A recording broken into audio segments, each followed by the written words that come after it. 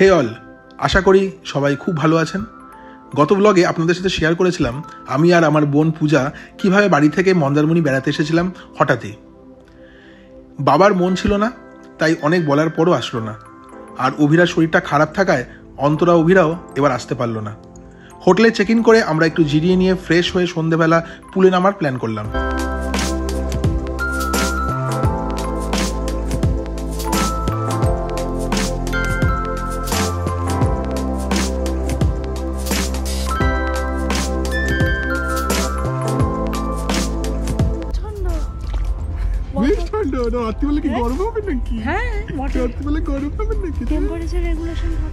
আমরা অনেকবার দিনের বেলা নেমেছি, জল একটু হালকা গরম থাকেই, নর্মাল থাকে।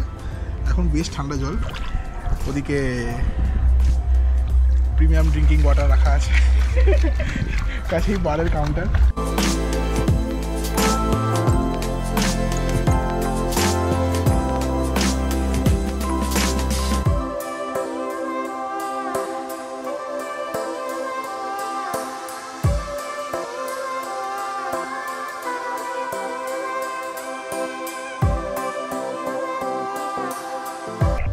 সত্যি কথা বলতে আমি এতবার মানে মন্দারমণি এসে গেছি আমি তো স্পেশালি, যে আমার এই অ্যাম্বিয়েন্সটা ফাটাফাটি লাগে, দারুণ লাগে, কোনো কথা হবে না, এটা দ্বিতীয়ত কিছু নেই। কিন্তু আমি এই মন্দারমণি নামটা শুনতে চাই না, আমি এটাকে বলতে চাই ঝাড়খণ্ড। এই রিসোর্ট আমি এতবার এসে গেছি, আমি আর বলতে চাই না যে আমি সি স্টার এসেছি, আমি এটা বলতে চাই এটা বি স্টার এসেছি। আমি বি স্টার না, বি অন্য কিছু, আমি অন্য কিছুতে জায়গায় এসেছি একটা, এরকম বলতে চাই। আমি এটা বলতে চাই না যে মন্দারমণি এসেছি, সি স্টার এসেছি, কারণ আমি এতবার এসে গেছি, আমার ভালো লাগে না এইটা কথাটা বলতে। যা লাইট চলে গেল, না ভালোবাসি, আমি মন্দারমণি ভালোবাসি। এখন অর্ডার করেছি মাটন আর ভাত। রাতে ডিনার করে আমরা জাস্ট ঘুমিয়ে পড়েছি, বিশ্বাস করুন আর কোনো দিকে তাকাইনি। গুড মর্নিং, আমরা এখন সকালবেলা 6টার সময় উঠেছি, ভেবেছিলাম সানরাইজ দেখবো, আর সানরাইজ দেখার হবে না, মানে হয়নি, অত সকালে উঠতে পারিনি। এখন যাচ্ছি আমরা সমুদ্রে।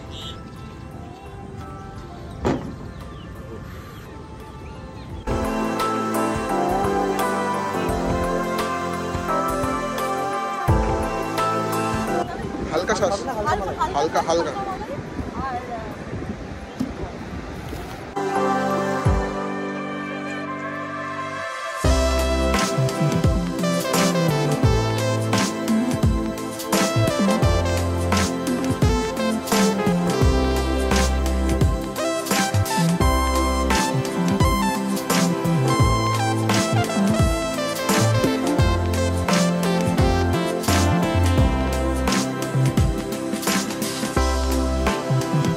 জানি না আবার কখনো সুযোগ হবে কিনা আমার আর বোনের এইভাবে একটা ট্রিপে আসার, কারণ মজা তো খুব করছি আমি আর পূজা, কিন্তু সাথে সাথে বাবা, সুমন, অন্তরা, অভিরা, অ্যালেক্সাকেও খুব মিস করছি আমরা।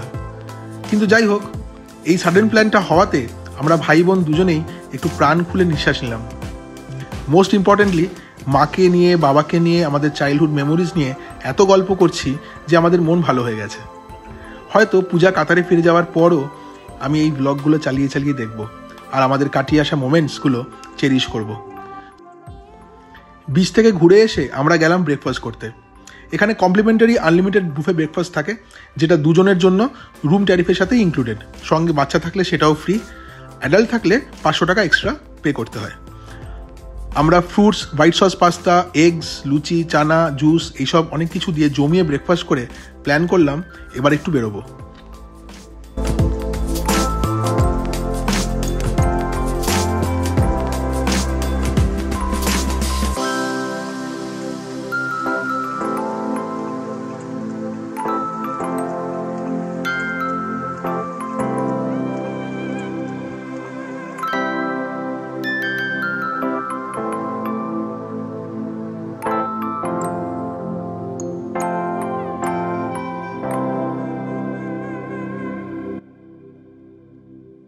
আমরা এখন নিউ দীঘাতে যাচ্ছি, তো এখন খুব বৃষ্টি পড়ছে, আর দাদা চাকা হাওয়া ছিল না, হাওয়া ভরলো আর এখন আমরা বেরোচ্ছি।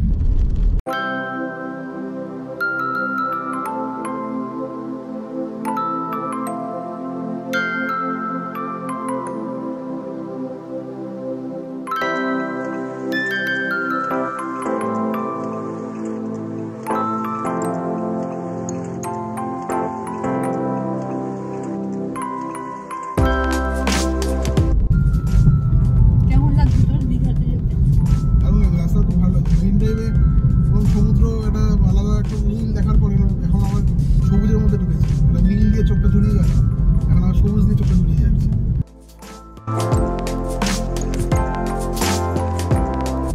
আর 25 মিনিট মতন দেখাচ্ছে এখান থেকে জগন্নাথ মন্দির। আমরা এখন উঠবো হচ্ছে মেরিন ড্রাইভে।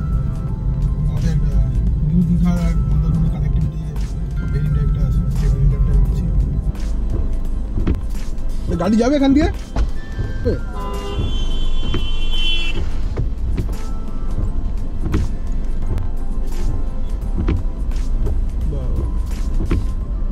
সেটাই ভাবছি। যে বাইরে রয়েছে কিছু দুটো গাড়ি। আমরা পৌঁছে গেছি এখন জগন্নাথ মন্দিরের সামনেই দাঁড়িয়ে আছি বাইরে। হ্যাঁ, এখানে দুদিকেই ধাম আছে। এবার বুঝতে পারছি না কোন দিকে যাবো। আর বাইরে মারাত্মক বৃষ্টি হচ্ছে পুরো। এখন এই যে পুরো একদম বৃষ্টিতে সব ভেজা। তো গাড়ির মধ্যেই বসে আছি। এমনিতে তো আমরা মন্দিরের ভেতরে ঢুকবো না, কিন্তু মন্দিরটা বাইরে থেকে দেখাবো, বাট পুরো ভিজে যাব, তার জন্য এখন বসে আছি। আর যেটা বলার সেটা হচ্ছে যে পুরোটা রাস্তা খুব ভালো, বাট একদম যেটা মানে একদম জগন্নাথ মন্দিরে ঢোকার জন্য তার মানে 2 কিলোমিটার আগে যে একটা লেফট টার্ন আছে, ওটা একদম বেসিক্যালি একটা গাড়ি ঢুকবে, আর একটা বড় গাড়ি ঢুকলে চাপ। আমার মতন আমি একটা মারুতি ইগনিস নিয়ে এসেছি, আমার গাড়ি একদম মাপে ঢুকে গেল ঠিকই। আর ওদিক দিয়ে যদি কিছুই বা আসে তাহলে মানে রাস্তায় ফেসে যেতে হবে। যদিও ওখানকার লোকাল লোক বলছে হ্যাঁ চলে যাবে, ওরা তো বলবেই, খালি পড়ে গেলে আপনার দায়িত্ব।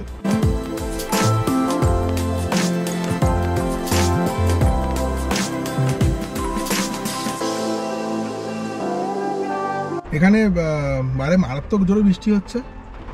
আর যেটা কথা, আমি তো এমনি তো মন্দিরের ভেতরে ঢুকবো না, তো বাইরে থেকে মানে একটা জায়গায় অন্য একটা জায়গায় জুতো খুলে তারপরে এখানে ঢুকতে হচ্ছে। এবার রাস্তা পুরো কাদা, ওইখানে জুতো খুলে যদি এখন ঢুকতে যাই পুরো পা আমার কাদা কাদা হয়ে যাবে। আমাদের দুজনেরই অবস্থা খুবই খারাপ হবে। কাদা কাদা পা নিয়ে আমি তখন এখন কিছু করতে পারবো না।